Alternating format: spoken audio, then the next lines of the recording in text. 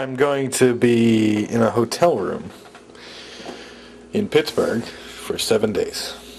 There's not much I can do about that. I'm getting paid for it. It's to study the psychological effects of the common cold.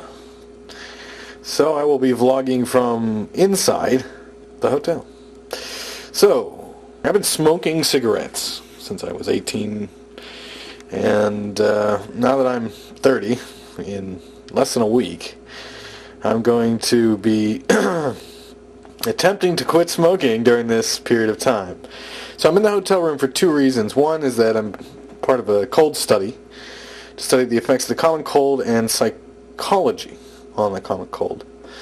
And then the other reason that I've injected into the situation is that I'm going to quit smoking cigarettes. I have some nicotine lozenges, and I have a lot of work to do. So over the next 7 days, I will be locked in this room and will be forced to do pretty much what they tell me to, and also I will be kind of forced to work and also to not smoke. So we're going to see how this works out. Coming to you live from the hotel room. Let's take a look around. This is a great hotel room. I mean, you'd love it. This is like a, it's like Martha Stewart living. Look at this. Got everything I need. I'm not allowed to leave for 7 days. And that's my entire contact with the outside world. Of course, I could open the window and get out, but I won't do that. Look at this place. It's great. You gotta love it. It's huge. It's massive.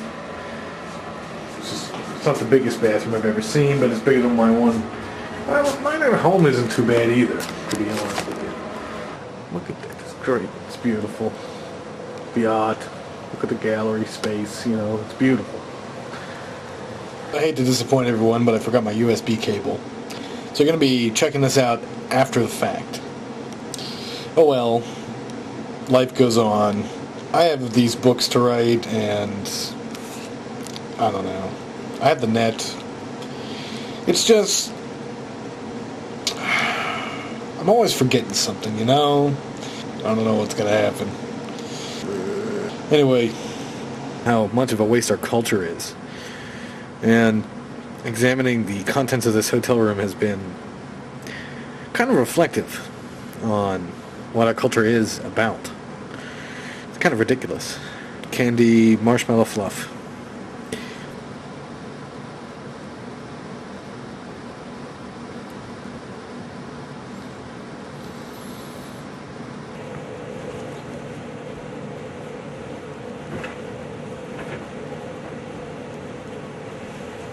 I'm in a hotel room with just a little bit of Buddha. Yeah, baby. Check Buddha out. Buddha, baby.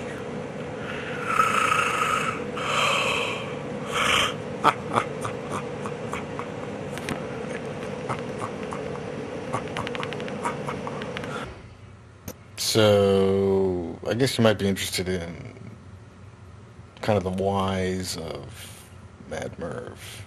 Like, where does Mad Merv come from? This is my nicotine lozenge. Not supposed to chew it up.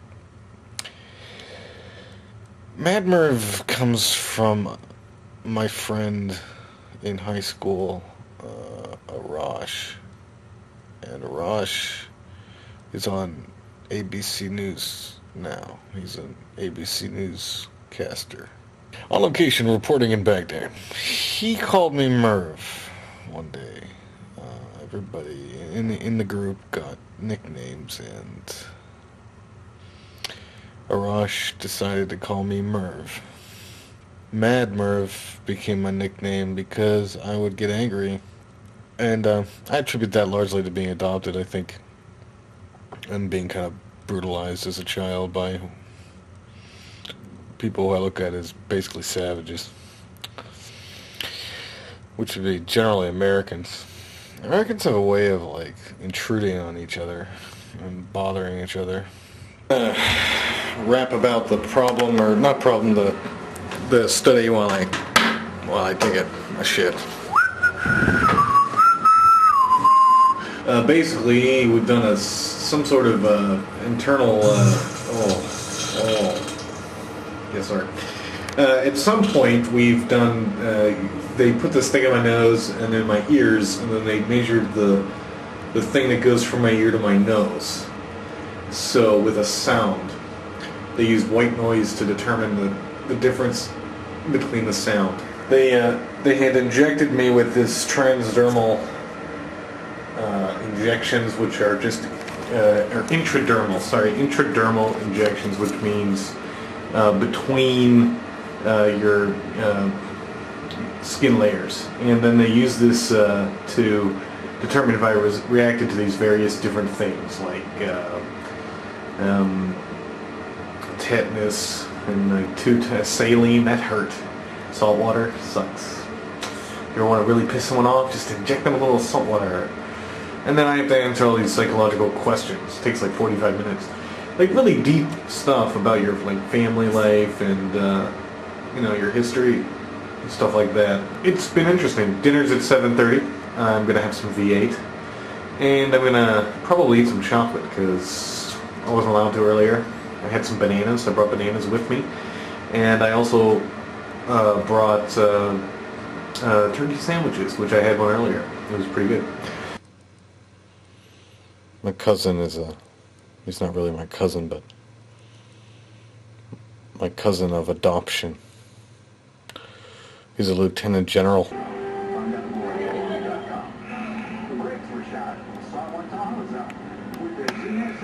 He showed me pictures of brakes to make sure I got the right parts, and even gave me complete instructions to do the job right.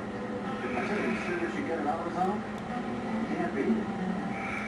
Let me tell you about a very important phone call I made when I got my Medicaid card.